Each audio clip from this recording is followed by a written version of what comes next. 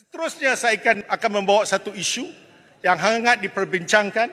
Ini dalam teks ucapan Yang Amat Berhormat Perdana Menteri, paragraf 211 mengenai KWSP. Walaupun sebelum ni ramai kata kita minta keluarkan KWSP, masing-masing ada pandangan, ada yang kata patut, ada yang kata kita kena simpan untuk hari tua. Bagi saya, yang penting ialah kena berdasarkan kepada data yang tepat. Saya memahami hasrat murni kerajaan dalam membantu rakyat, termasuk golongan yang memerlukan seperti pencarum KWSP yang punya simpanan KWSP yang rendah. Yang Amat Berhormat Perdana Menteri telah mengumumkan peruntukan 1 bilion ringgit di mana 500 ditambah kepada 2 juta pencarum berumur lingkungan 40 hingga 54 tahun yang memiliki simpanan kurang daripada RM10,000 ke bawah dalam akaun satu. Tapi saya tengok balik. Ini adalah laporan kewangan berakhir 31 Disember 2021, iaitu this is the most latest available report by EPF. Saya lihat sesuatu perkara data yang diberi itu kelihatan amat menakjubkan. Merujuk kepada laporan tahunan KWSP 2021 menjelang 31 Disember 2021, KWSP mempunyai kira-kira 1,935,453 ahli berumur antara 41 hingga 55 tahun. Kohort umur 41 hingga 55 tahun ini ikut laporan ditulis.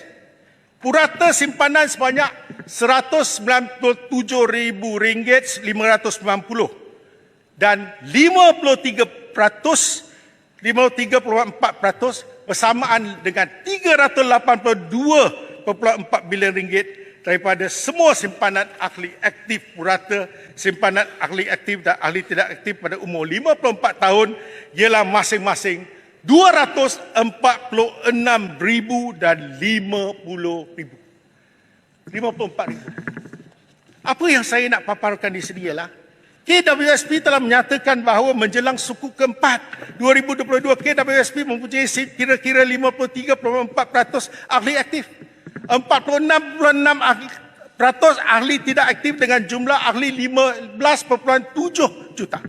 Maka kohort pencarum umur 41 hingga 55 tahun ini mempunyai simpanan KWSP yang paling tinggi dengan merangkumi 53.4% daripada jumlah simpanan KWSP oleh kesemua ahli.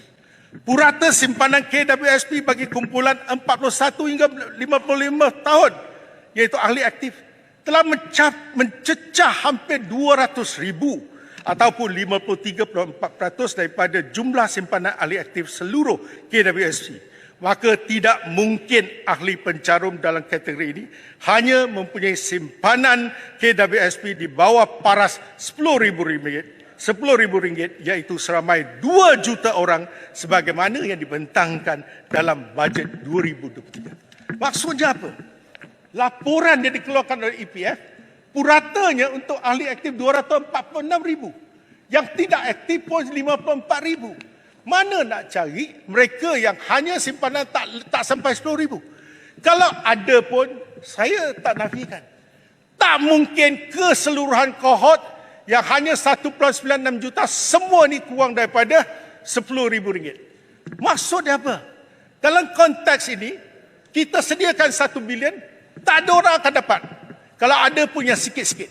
Saya nak bertanya, kita nak jaga ahli aktif atau ahli tidak aktif? Saya beri contoh. Seorang yang bekerja, kalau apa konsepnya? 40 umur dia sampai 54. Bermakna seseorang tu telah bekerja purata 20 tahun. Kalau purata 20 tahun, untuk 20 tahun ini, dia mengambil gaji bulanan RM1,000. Mengikut akta KWSP, seseorang tu kena mencarum 24%, di mana 11% daripada pekerja mengajukan 23%. RM240 kali 12, RM3,000 setahun. RM3,000 setahun. Kalau dah bekerja 20 tahun, sudah menjangkau RM60,000.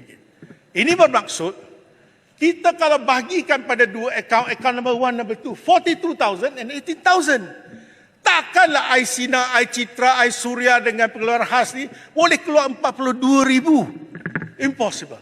Kalau ya pun, tak akan keseluruhan kohort 1.96 juta itu keluarkan semua. Jadi maksud saya, apa yang sediakan 1 bilion ringgit itu, ia tak boleh dibagi pada siapa. Kalau ada pun sedikit. Kedua, persoalannya, kalau kita bagi ahli aktif, betul lah. Dia kerja 20 tahun, dia masih lagi menerima gaji. Kita patut bantu kalau dia miskin. Apa sebabnya kita nak bantu ahli yang tak aktif?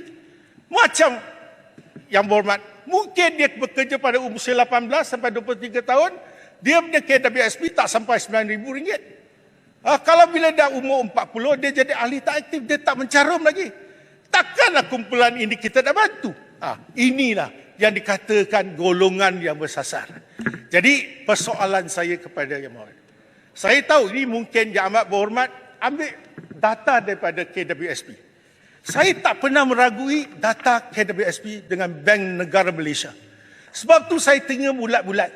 Tapi saya tak tahu, saya dah 3 hari pening kepala nak tengok macam mana saya nak yakinkan orang yang RM500 itu dapat diberi kepada 2 juta pencarum, sedangkan data ini kata 1.96 keseluruhan kohort berumur 40 hingga 54. Ini pertanyaannya. Jadi saya rasa kena semak dengan EPF. Betul kalau laporan mereka buat ni betul? Ataupun dibekalkan kepada Perdana Menteri berdasarkan apa yang mereka rasa betul? Dan saya tengok, kalau kes saya kata tadi, RM1,000 cukup. RM1,000 kalau kerja 20 tahun, orang tu tak ada RM10,000, bermaksud negara ini bukan middle income trap. Ini low, very super low income trap. Dan tak akan menotakkan masalah kemiskinan tegar. Kerana mereka yang bekerja 20 tahun pun tak ada RM10,000 dalamnya. Selepas mereka bersara, mereka dapat berapa ringgit? 1 tahun baru dapat RM50-500. 1 hari berapa? Bermaksud mereka tidak ada simpanan. Ini kerana RM10,000 ni, kalau untuk simpanan tua 20 tahun, 1 tahun baru RM500. Sehari, 1 tahun 365 hari, 1 hari cuma ada RM1.30. Ini jadi satu isu besar. Sebab tu saya kata, minta Yang Amat Berhormat arahkan KWSP. Terangkan kenapa data ini bercelaru. Saya tidak faham macam mana saya nak yakinkan orang kata 1 bilion itu boleh dibelanjakan. Jadi ini sebagai satu contoh yang saya rasa kita perlukan penerangan daripada pihak yang berwajib. Poin yang dipertua, satu perkara lagi saya kata, mereka yang tak aktif. Macam saya, mungkin saya bekerja 3-4 tahun, ramai lagi yang pada usia dia bujang, dia bekerja. Tetapi selepas itu dia menjadi tauke, mempunyai perniagaan sendiri, ada enterprise. Orang ni tak akan jadi pencarung aktif. Jangan kita salah target bagi golongan ni tak ada RM10,000. Kerana itu silap targetnya. Sebab tu saya kata ada yang kerja dekat Singapura, ada yang berhijrah ke tempat negara lain, tetapi akaun dia masih ada, dianggap sebagai ahli tidak aktif. Sebab tu saya kata bila bersasar tu mesti ada pendekatan. The devil is in the detail. Sebab tu saya kata 1 bilion bagaimana dia dapat belanjakan kepada keseluruhan kohort ini. Itu sangat penting. Balik pada satu lagi isu ialah hitam sikit. Ya.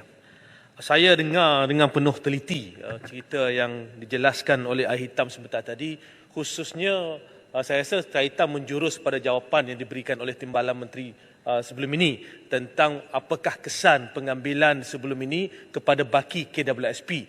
Yang sebab itulah antara perkara yang disentuh oleh Hitam ni berkaitan dengan data-data dan maklumat yang diberikan.